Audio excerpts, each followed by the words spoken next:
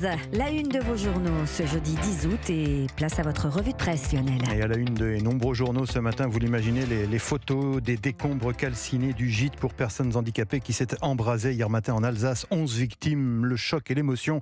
À titre par exemple Le Figaro, la douleur et les questions sur l'origine du drame reprend l'Humanité quand Libération s'attarde de son côté sur le témoignage d'une habitante du village de Winsenheim qui raconte « J'ai d'abord entendu les tuiles craquer ». Le Parisien, lui aussi, consacre, vous l'imaginez, une large place à cet incendie et ses victimes piégées par le feu. Mais le journal consacre également une information importante sur le retour du Covid. La mauvaise surprise de l'été, écrit le journal. Les contaminations repartent à la hausse, à la faveur notamment de grands rassemblements estivaux, explique un expert, comme les fêtes de Bayonne. Un nouveau variant baptisé Eris qui provoque de fortes fièvres, de la fatigue, des courbatures et qui gâche même donc les vacances de certains estivants. Enfin l'OM dans le dur constate amèrement l'équipe ce matin battue 1-0, vous le savez, chez les Grecs du Panathinaïkos. Les Marseillais sont repartis d'Athènes avec une défaite et beaucoup de questions, écrit ce matin l'équipe.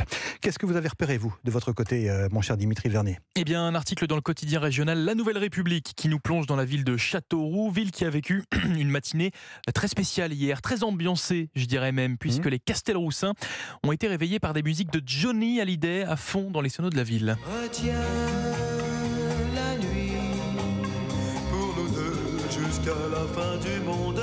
Johnny Jeune. Oui, Johnny Jeune, mais aussi Allumer le feu, Diego, encore noir, c'est noir. Les titres de Johnny ont résonné pendant 2 heures dans la ville, de 10h à midi. Alors non, il n'y a pas eu de bug, c'était bien prévu par la ville pour un certain Daniel Leblanc, le facteur des Castelroussins depuis 23 ans, et bien qui faisait sa dernière tournée avant son départ à la retraite ce mercredi. Et donc pour lui rendre hommage, la mairie et l'association des boutiques de la ville ont décidé bien d'accompagner le sexagénaire lors de sa dernière tournée avec des musiques de son idole, Johnny. Car oui, Daniel Leblanc est connu pour être un fan inconditionnel de la star. Il n'y avait qu'à regarder sa tenue pour le comprendre. Un blouson de cuir, un foulard aux couleurs des États-Unis et bien sûr le fameux t-shirt de Johnny Hallyday, le facteur qui était, vous vous en doutez bien, aux anges pour cette dernière tournée. Il l'explique dans cet article. 2 heures de Johnny, juste pour moi, je suis un privilégié.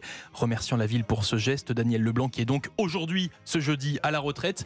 L'occasion pour lui, comme il le dit, de voyager du côté, je vous le donne en mille, de Saint-Barthélemy pour rendre visite à son idole de toujours qui y repose désormais. Très sympa. Très sympa comme initiative. Alors moi je vais vous parler d'une grande question que pose ce matin La Voix du Nord. Faut-il instaurer un bouclier tarifaire pour les moules frites de la braderie? Ah bah oui, je dis oui. L'événement a lieu dans 3 semaines et on s'interroge sur ce que va coûter le plat emblématique de cette braderie qui n'échappe pas à la tendance inflationniste, figurez-vous. Parce que le prix de la moule frite va-t-il flamber? S'interroge avec angoisse La Voix du Nord. C'est simple. Pour les frites, le kilo de patates avoisine les 2 €, une augmentation en moyenne de 25%. Du coup, il est bien difficile de prévoir quel sera le prix moyen de la moule frite à la braderie.